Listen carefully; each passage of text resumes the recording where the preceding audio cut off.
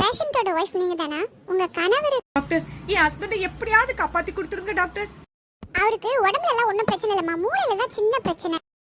Doctor, 1000 2000 5000 செலவானாலும் பரவாயில்ல, என் ஹஸ்பண்டை எப்படியாவது காப்பாத்திடுங்க டாக்டர். அதுக்கு ஒரு 10,000 நான் கொடுத்துறேன் டாக்டர். என் தலைய அடமான வச்சாவது நான் கண்டிப்பா அந்த 10,000 கொடுத்துறேன் டாக்டர். என் புருஷனை எப்படியாவது காப்பாத்திடுங்க. அதுக்கு ஒரு 10 லட்சம் செலவாகும். ஓகே.